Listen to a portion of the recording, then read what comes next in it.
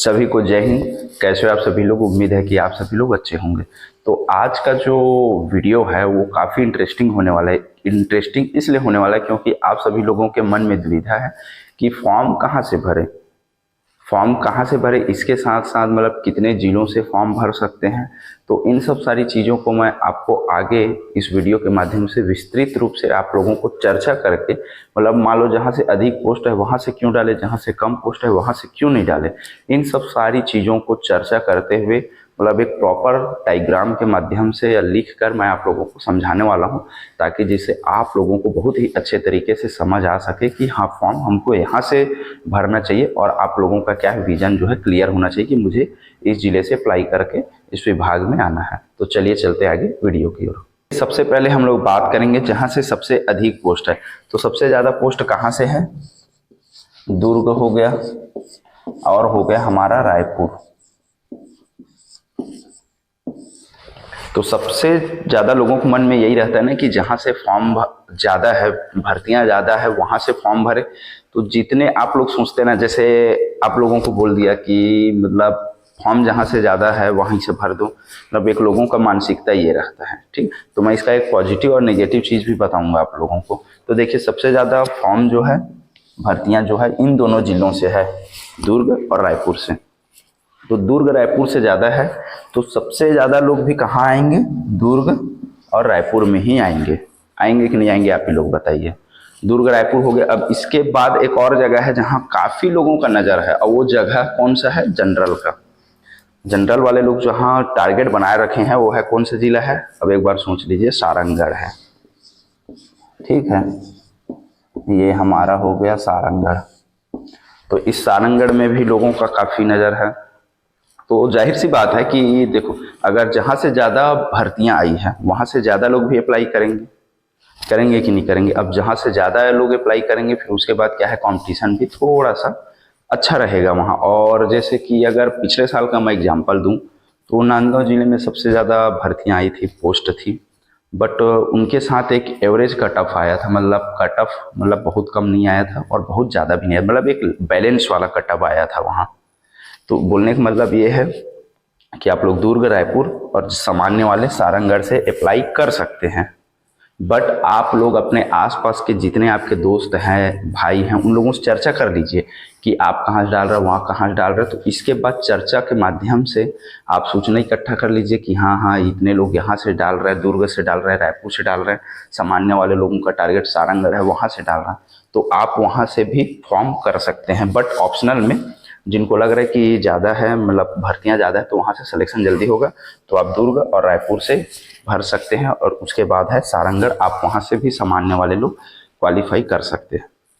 अब ये हो गया पॉजिटिव चीज़। अब मैं इन तीनों जिलों का या फिर जहाँ से सबसे अधिक है वहाँ का मैं मतलब नेगेटिव बात बताऊँगा। तो नेगेटिव बात यह है कि सबसे ज़्यादा मतलब पोस्ट यहाँ से है तो सबसे ज़्यादा लोग भी यहीं आएंगे, सबसे ज़्यादा लोग यहीं भी आएंगे। तो क्या पता कंपटीशन काफ़ी ज़्यादा हाई हो जाए। तो हाई होने के भी चांसेस बहुत ज़्यादा है, क्योंकि जहाँ से ज़्यादा है, अब राजधानी है, ये राजधानी हो गया। और दुर्ग भिलाई को तो आप लोग जानते ही होंगे, काफ़ी अच्छा शहर है। सारंगढ़ तो वैसे सामान्य जिला है। तो आप लोग सोच समझ के डालिए कि काफ़ी विचार विमर्श करके ही डालिएगा कि भर्तियाँ ज़्यादा है, तो ये नहीं कि यहीं पूरा कूद पड़े। तो आप लोग आराम से चर्चा करके डाल सकते, अप्लाई कर सकते। अब इसके बाद इन जिलों के अलावा आप कैसे मतलब टारगेट और अपना जिला को टारगेट कर सकते हैं कि मुझे इस जिले से बनना है, तो मैं आपको आगे वीडियो के माध्यम से और बताने वाला हूँ।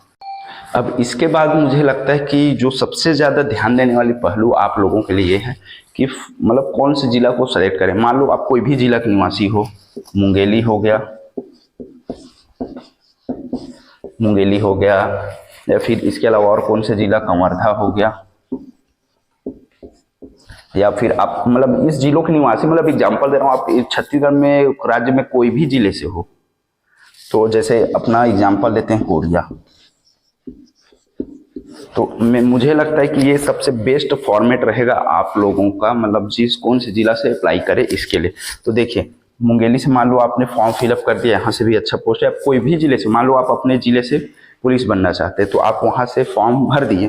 अब उसके बाद आपको सबसे ध्यान में देखने वाली बात यह है कि मुंगेली का पड़ोसी जिला कौन सा है।